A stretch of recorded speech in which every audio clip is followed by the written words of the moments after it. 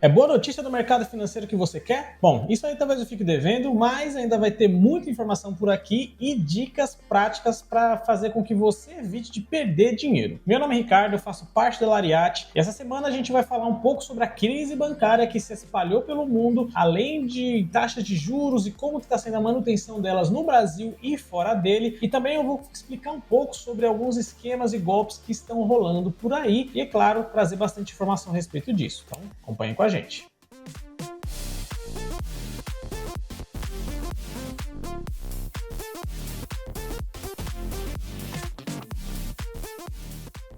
E essa crise dos bancos está se espalhando mundo afora? O que aconteceu com a gigante da Credit Suisse? Algumas fagulhas vão se espalhando pela economia global já há algumas semanas, inclusive elas já acabaram afetando dois grandes bancos lá nos Estados Unidos, o Silvergate e também o Silicon Valley Bank. A gente falou bastante sobre esse assunto no vídeo da semana passada, explicou tudo o que aconteceu e também impactos que isso pode causar na nossa economia. Sugiro que você dê uma olhada lá se você ainda não sabe do que eu estou falando. Mas não é só na terra do tio Sam que está acontecendo problemas por conta dessa crise nos bancos. Agora a Suíça também tem dois dos seus maiores bancos fazendo uma manobra um pouco diferente. Dessa vez, o UBS comprou a Credit Suisse numa movimentação ali que gerou o que falar no mercado. Bom, essa história ela já vem se prolongando de uns tempos para cá. Isso quando o Credit Suisse já estava tendo alguns problemas, inclusive chegaram a cogitar se ele estaria apto a honrar com os seus saques,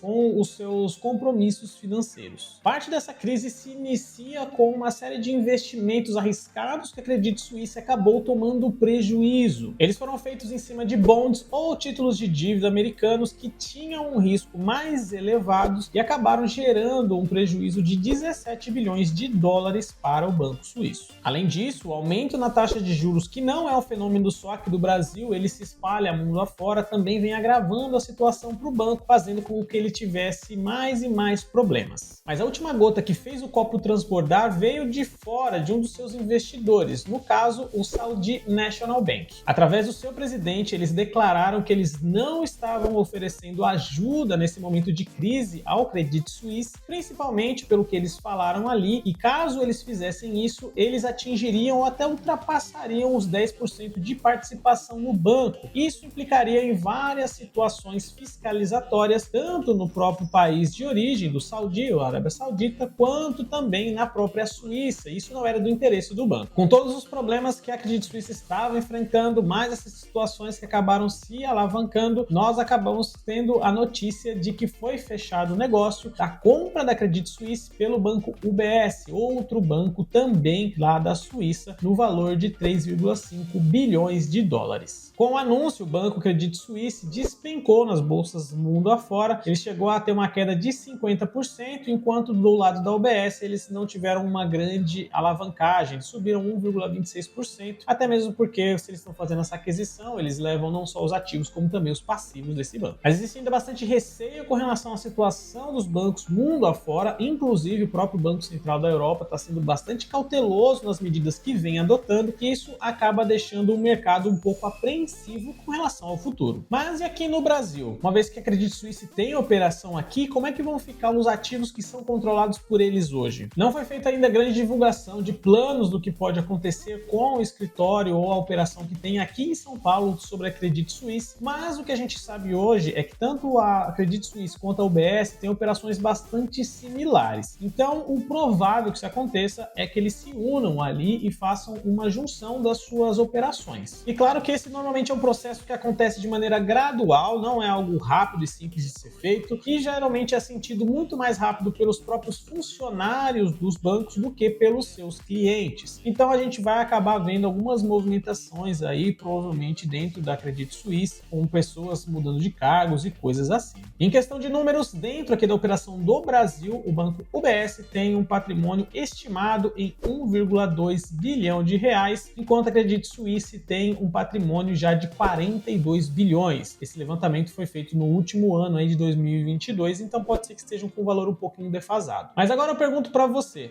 você está com medo da crise que está pegando os bancos de surpresa pelo mundo? Manda pra gente aqui nos comentários.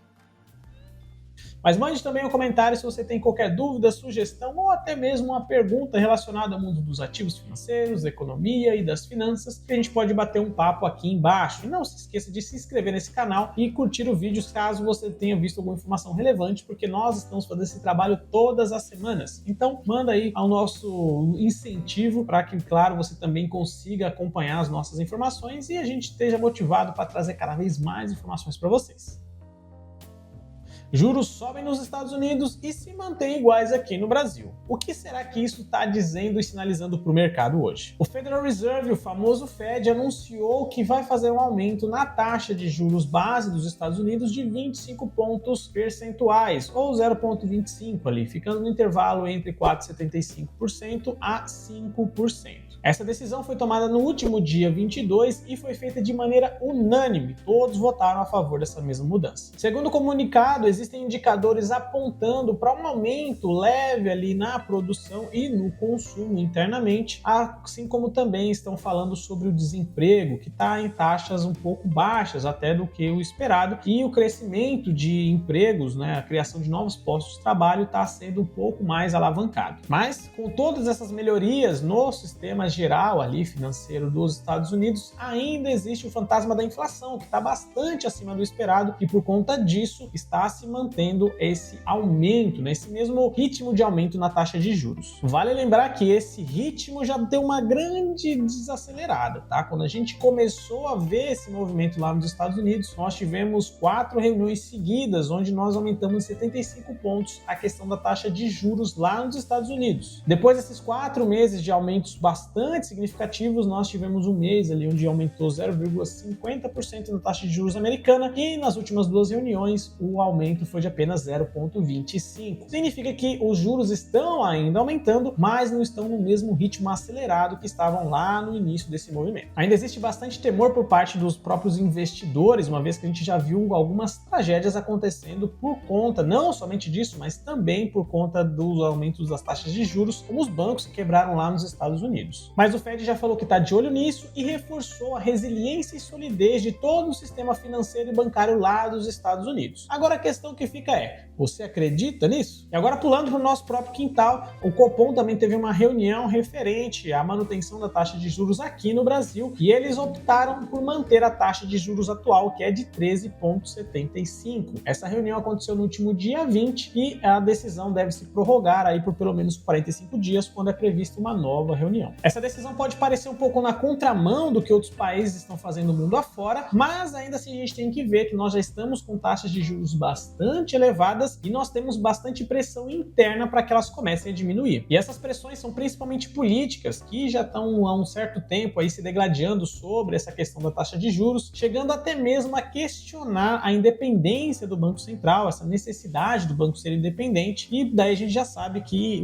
o Estado está querendo é interferir mais nas políticas monetárias, o que pode ser um problema. E não é só a pressão política que está sobre o Copom nesse momento, também economistas aqui de dentro do Brasil já falam sobre a manutenção e os riscos e problemas sobre as taxas de juros tão elevadas por determinado período de tempo. Mas o Copom foi bastante firme em manter as taxas de juros atuais, até mesmo por conta dos cenários globais e as movimentações que a gente está vendo no mundo afora. Outro ponto bastante relevante é que eles falaram que a atual inflação está acima do esperado para que eles consigam atingir a meta, que hoje é de 6%. Lembrando que essa meta já sofreu um ajuste desde o início do ano para os 6% atuais, justamente porque o Copom, vendo o ritmo da inflação, imaginou que eles não conseguiriam atingir a meta proposta inicialmente. Inclusive, na própria declaração do Copom não foi feita nenhuma menção sobre uma diminuição ou uma proposta de diminuição nas próximas reuniões, o que nos faz levar a acreditar que eles vão ficar muito de olho não só no cenário global, mas também na inflação doméstica para tomar as próximas decisões. Mas você concorda com o Copom ou acha que a gente já está num patamar de juros que é insustentável? Manda pra gente aqui nos comentários pra gente bater um papo.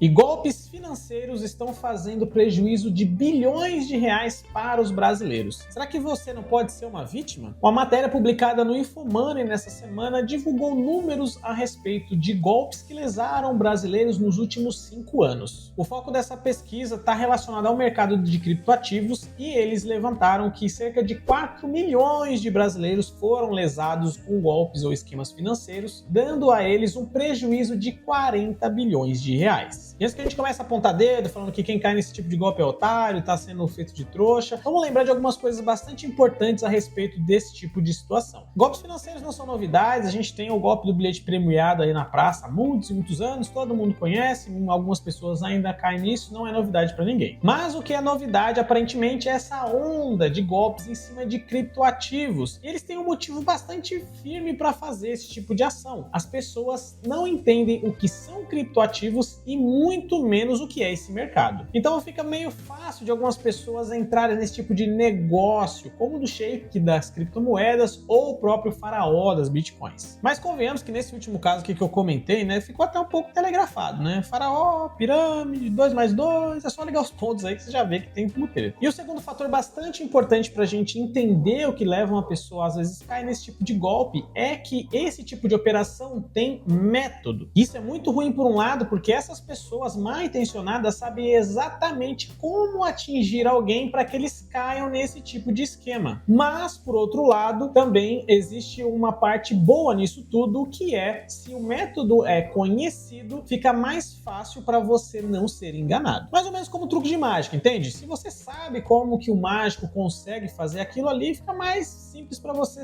ver como é que ele tira aquele coelho da cartola. Então eu vou te dar algumas características aqui para você poder tentar identificar esse tipo de malandragem, para que você no mínimo pense 2 vezes antes de entrar nesse investimento que o pessoal está aí tentando te propor. Primeiro deles, retornos acima do esperado ou até mesmo acima do mercado. Muitas pessoas são levadas a entrar nesse tipo de esquema por conta da ganância. Eu convido você a pensar um pouco aqui comigo. Se alguém consegue realmente gerar retornos tão altos como os 5% ao mês, como a gente viu um caso recente aí na mídia, por que esse cara não está levando isso para um banco ou para um grande investidor? Ele poderia ter acesso a um valor muito mais elevado de dinheiro e, claro, ter muito menos custo administrativo, porque ele não ia ter que lidar com vários clientes e administrar o dinheiro de cada um deles. Seria apenas um grande fundo que colocaria esse dinheiro para ele administrar. Mais simples, não é? Então essa parte simplesmente não faz sentido. Segundo, ganhos garantidos ou riscos quase nulos. Dentro do mercado financeiro não existe almoço grátis. Se você está esperando ganhos elevados, saiba que o risco vai acompanhar. Então toda vez que alguém te falar que você tem um bom investimento com risco muito baixo ou praticamente inexistente, investigue muito bem ou simplesmente pula fora. Terceiro ponto, falta de registro nos órgãos reguladores. A CVM hoje é o principal órgão que atua nesse mercado de ativos. Se a empresa não tem permissão para operar, você não tem nenhuma garantia de que eles vão realmente prestar aquele serviço ou que você possa reaver aqueles valores caso tenha algum problema. Fica de olho e, é claro, sempre tome muito cuidado com para quem você está entregando o seu dinheiro. Número 4, informações sigilosas a respeito da sua operação ou até sua estratégia de investimentos. Se eles estão deixando tudo meio que no mistério, usando um palavreado que parece ser muito confuso, complicado e que parece estar tentando te tirar de perto daquilo, é melhor você não se envolver. Até porque como é que você vai mensurar o risco de algo que você mesmo não compreende? Entende como é complexo isso daí? Então, é melhor você não se envolver com aquilo que você não entende. Número 5, pagamento de comissão por chamar novos investidores. Esse aqui acho que pula um pouco de explicação, né? A gente já falou muito sobre o que é um esquema de pirâmide, você provavelmente já ouviu falar sobre isso, e aqui eu só vou te deixar lembrar de alguns casos famosos que a gente tem aí na mídia. Então, saiba que isso é muito estranho, normalmente envolve algum esquema de pirâmide que não é sustentável a médio ou longo prazo. Número 6, a insistência na ideia de que você vai ganhar dinheiro fácil. Se fosse tão fácil assim ganhar dinheiro, todo mundo estaria ganhando dinheiro adoidado por aí. Não existe almoço grátis, como eu já disse, disse. E se estão insistindo em te vender essa ideia, é porque talvez ela não seja verdade. Na verdade, muito provavelmente eles estão te enganando de alguma forma, seja nos retornos ou seja na real operação que eles têm ali. E número 7, a sensação de exclusividade. Sabe aquela noção de que estão oferecendo algo a um pequeno grupo de pessoas, seja por confiança ou até pelo tamanho do negócio? Pois é, isso nos dá uma sensação de pertencimento, que é algo natural para o ser humano, é uma necessidade que nós temos como animais sociais. E sabendo muito bem de como esses mecanismos funcionam, essas pessoas mal intencionadas vão tentar usar essas armas para te enganar. Mas agora que você entendeu como funciona o truque de mágica, você está muito mais blindado contra esse tipo de pessoa mal intencionada. E é claro, divulgue essa informação para as pessoas que você conhece, que às vezes gostam de tentar entrar nesse tipo de investimento, de ganhar dinheiro fácil e que podem muitas vezes ser prejudicadas por esse tipo de gente. Até porque a melhor arma que nós temos para nos proteger desse tipo de esquema é a informação, e ela, quanto mais divulgada, mais poderosa se torna. E é claro que se você gosta de ficar bastante informado também a respeito do mercado financeiro, saiba que nós temos um grupo que nós divulgamos algumas informações de abertura de mercados e também algumas notícias relevantes que a gente gosta de deixar nossos clientes bem informados. Você não paga nada para entrar nesse grupo, ele vai só deixar para você ali algumas notícias um pouco mais mastigadas do que está rolando e também para você ficar mais antenado no que está acontecendo relacionado à economia, aos mercados e tudo mais. E não se preocupa que a gente não vai ficar enchendo o seu saco com um monte de notícia o dia inteiro, porque a gente sabe que isso não é a melhor coisa para o investidor. A gente só vai colocar ali o que realmente for relevante para você. Então acesse os links que estão aqui embaixo na descrição e saiba como você pode participar.